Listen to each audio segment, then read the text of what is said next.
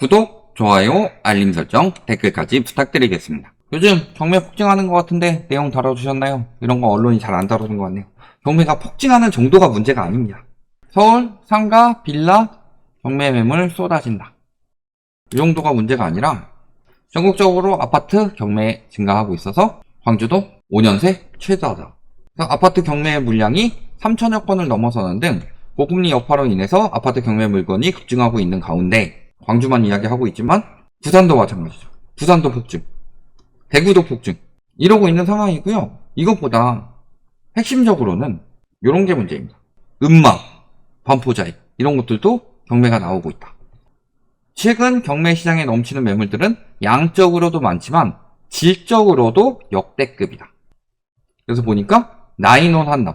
나인원 한남이면은 아파트라기보단 빌라에 가까운데 고급 빌라죠. 여기가 지금 감정가가 108억 5천짜리인데 경매에 나왔다. 또 반포자이 펜트하우스 감정평가 금액은 74억이다. 근데 뭘 갚지 못해서요? 전세 보증금을 갚지 못해서 32억에 매입했는데 전세가 48억이죠. 내가 살 때보다 높은 집값으로 전세를 계약했는데 실질적으로 전세금을 돌려줄 돈이 없다. 근데 저번에 말씀드렸죠? 7억 이하의 전세 매물들.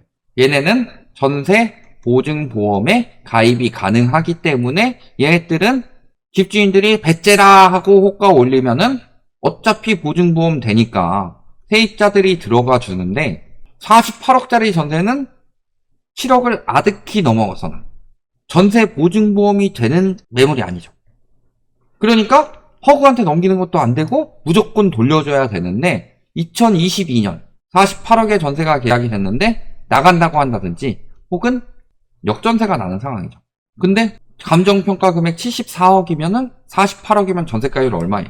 전세가율 65% 정도밖에 되지 않는데 이것도 못 돌려주고 있는 거다. 그래서 결국 경매에 나왔다.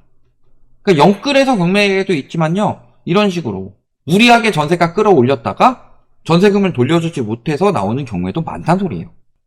그 다음에 음마 아파트 상속이 이루어졌는데 상속세를 못 내서 경매가 진행이 된다. 그래서 IMF 외환위기나 2008년 글로벌 금융위기 때도 쉽게 볼 수 없던 매물들이 경매 시장에서 나오고 있다. 지금이 그때보다 위험하다니까요. 왜냐면 그때보다 부동산 거품이 많이 쌓였어요. 거품이 많이 쌓였다는 소리는 그만큼 레버리지가 많다는 소리입니다. 가계부채가 엄청나게 늘어났죠. 가계부채가 엄청나게 늘어나면서 부채 레버리지로 집값을 올렸죠. 그러니까 갭투기 할 때도 전세 자금 대출을 이용해서 사람들이 전세가를 낼 여력이 되니까 전세 가격을 올리고 그만큼 갭을 줄여서 가격을 더 올렸죠. 주담대도 저금리로 인해서 잔뜩 대출을 받아서 레버리지를 잔뜩 늘렸죠. 근데 문제는 우리가 생각해야 될 건요. 금리가 떨어지는 경우에서 금리가 올라가는 경우로 바뀌어서 부담이 늘어났다. 이 정도에서 끝나면 안 돼. 저희가 그런 이야기 했었죠. 대출, 원금, 회수. 요것에 대해서 이야기를 했었죠. 한 2011년, 2012년. 이럴 때 대출, 원금, 회수가 많이 들어갔었는데 대출, 원금 회수하니까 집값이 더 많이 무너졌죠. 싸게 안 팔리니까 그랬겠죠? 싸게 팔려고 해도 안 팔리니까 그러지 않았을까 싶습니다. 즉, 그런 이야기를 해요. 40년 주담대, 50년 주담대 받았을 때 저희가 막 여러 가지 부담에 대해서 이야기를 하면요. 누가 그걸 평생 다 갚냐. 집값 오르면 집값 팔아가지고 갚지. 이런 이야기 했어요. 즉, 집을 팔아서 갚지 않으면 못 갚는데 갑자기 원금 회수량이 늘어난다든가 이런 일이 생기게 되면은 문제가 된다. 전세 역시도 마찬가지예요. 전세도 나는 이 가격에 전세가 계속 들어올 것을 전제로 깔고 들어갔는데 그 가격보다 역전세가 난다든지 아니면 세입자가 나간다든지 세입자가 나간다고 했는데 전세가가 비싸서 새로운 세입자가 못 들어온다든지 이런 상황이 되면은 이것 역시도 대출 원금을 회수하는 거죠. 전세 보증금은 사적 대출이에요. 그 사적 대출을 역전세가 난다는 거는 원금 회수가 들어가기 시작했다는 소리예요. 그러니까 저런 돈들이 하나씩 터지는 거예요. 심지어는 강남의 똘똘한 채까지도. 그런데도 불구하고 뭐라 그래요? 요즘에 이런 이야기 하면은 맨날 그런 이야기예요. 강남 집값은 그래도 올라간다. 서울 집값은 그래도 올라간다. 수요가 있으니까. 강남 상가마저 텅텅 비고 있다. 수요가 있고 부자가 많은 동네인데 왜 이 모양 이 꼴이 됐을까요? 임대료가 비싸서? 물론 건물주들이 이자 갚기 너무 힘들어서 높일 수도 있긴 하지만 과연 이게 지금 공실 내면서까지 임대료를 높이려고 할까요? 그거보다는 장사가 안 돼서죠. 장사가 왜 안 돼요? 소비가 줄어서죠. 소비가 왜 안 돼요? 돈이 부담이 커져서죠. 강남에 부자들만 산다고 그랬는데 돈 부담이 너무 크다. 그래서 늘 말씀드리는 부분이 뭐냐면요. 자산이 많다고 해서 부자인 건 아니에요. 자산이 많다고 해서 부자는요. 굉장히 멍청이 같은 생각이다. 빚도 자산입니다. 요 말을 왜곡해서 이용했죠. 빚도 자산이다. 빚을 낼 수 있는 것도 능력이다. 그래서 빚 많이 내서 레버리지 끌어안고 투자하는 것도 자산을 늘리는 좋은 방법이고 빚도 자산이다. 쓰레기 같은 소리 만들어낸 인간은요 사기꾼이에요. 빚도 자산이라는 소리는 자산은 순자산 더하기 빚이기 때문에 빚도 자산인 거예요. 그러니까 예를 들어서 예전에 빌라 왕이라고 그랬죠. 빌라 왕 같은 소리 하고 있어요. 왕 무슨 왕이에요. 사기꾼 새끼를 가지고 너무 욕하면 그러니까 사기꾼 같은 인간이라고 할 수 없는 어떤 폐기물을 가지고 빌라 왕이라고 했는데 100억대 자산가였어요. 근데 얼마 때문에 징역 살았어요? 한 3억 정도 때문에 요거 못 갚아서 징역됐어요. 100억대 자산가가. 왜? 요거 다 빚이니까. 빌라 바지 사장하면요 100억대 자산가는 쉽습니다. 2억짜리 빌라 알 받으면서 한 50채만 내가 떠안으면요 100억대 자산가예요. 물론 100억 자산에 빚도 100억이죠. 그만큼 자산 거품이 다 빚으로 늘어났는데 그 빚을 상환할 여력이 없다. 자산이 너무 빨리 부풀었기 때문에. 그래서 항상 거품이 왜 터지냐면요. 자산이 빨리 부푸는데 거기에 레버리지가 끼면서 사람들이 레버리지 끼고 마구 사들이는데요. 원래 정상적인 시장이라면 본인이 갚을 수 있는 여력만큼 빌려서 문제가 되지 않도록 하는데요.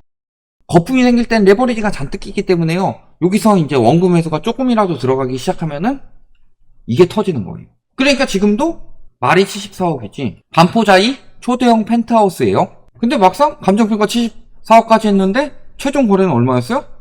올해 65억짜리였다.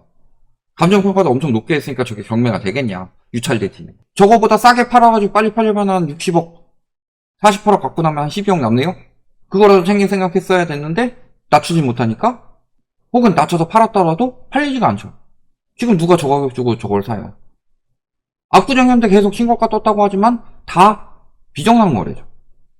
요걸 가지고 댓글 달더라고요. 빚을 냈든 뭐랬든 정상 거래 아니냐. 정제에 대한 개념이 그렇게 없습니다.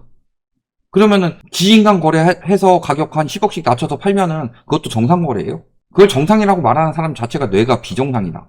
그래서 지금 경매가 나오고 있는데 문제는 지금 경매가 나오는 것은 지금 문제가 아니라는 거죠. 언제적 문제였던 거예요? 6개월에서 1년 전. 6개월에서 1년 전이면 언제예요?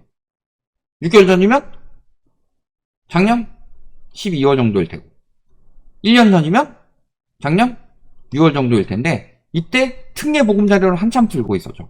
대환 대출 한창 하고 있었죠. 12월에 약간 침체됐다고 하더라도 막 9월까지는 막 엄청 올라간다고 부추기고 되었죠. 그때도 이렇게 문제가 생겼던 것들이 지금 경매로 나오고 있다는 소리예요. 그리고 이 경매가 계속 늘어나고 있었다는 소리죠. 그래서 저희가 계속 말씀드렸던 게 뭐예요? 2023년에 상승장이라고 언론에서 그렇게 부추겨도 아닐 거라고. 그럼 2023년에 나온 경매 증가했던 것들은 2022년 거였죠. 지금 나오고 있는 것들이 2023년 거였는데 2023년 것들이 지금 터지고 있죠. 어때요? 경매 쏟아지는 거. 역전세는 2년 전이죠. 2022년에 역전세 나가지고 많이 떨어졌다고 했는데 올해 또 전세 못 갚아가지고 또 경매 나오고 있어요. 이게 무슨 집값 상승장이에요. 집값 상승장은요. 상승장 바닥 찍고 올라가는 시기는요. 굉장히 안정된 상황에서 시작을 한다. 안정되었기 때문에 천천히 쌓아가면서 올라가다가 아 이거 진짜 상승장이 됐네 해가지고 그때 막 추격 매수가 붙어가지고 거래량이 폭증하면서 상승을 하는 거예요. 하락장에도 떨어지는 것들 사람들이 매입하느라고 거래량이 늘어날 때도 있어요. 과거 글로벌 금융위기 이후 떨어질 때 거래량 7조 건 넘어갈 때도 있었어요. 하락장에서. 근데 무슨 4천 건 가지고 벌써 상승장이니 뭐니 하고 있어요. 경제가 이 모양 이 꼴이니까 지금 집 못 사는 거고 똘똘한 채라고 말했던 것들이 띨띨한 채가 돼서 경매 매물로 나오고 있는 거고 상황이 이 모양 이 꼴이니까 세금 깎아주려고 정부에서 개난리 치고 있는 거고 그럼에도 불구하고 세금 깎아주니까 집값 올라간다? 얼마나 무식한 생각이냐. 식당을 가더라도요, 물가가 올라가니까 식당 메뉴 가격을 계속 올려야 된다라고 말하고 있어요. 근데 그 식당 가봤더니 이미 비싸요. 10,000원인데 거기 있는 사람들 한 끼에 한 7,000원밖에 못 쓰는데 10,000원으로 장사하고 있어요. 근데 문제는 10,000원으로 장사하면서 뭐 식재료가 상했다든지 혹은 식재료가 빠졌다든지 이런 문제들이 계속 나오고 있어요. 그러면 그 식당에 가서 사 먹어요? 안 사 먹죠. 근데 왜 집은 그렇게 계속 해줘야 돼요? 그래서 저희가 저번에 다단계라고 말씀드렸잖아요. 이번에 보니까 야, 나무 위키라서 믿음이 덜 갈 수는 있겠지만 이것들도 어떻게 보면은 특징들을 모아놓은 거죠. 사람들이 직접 쓰는 거니까.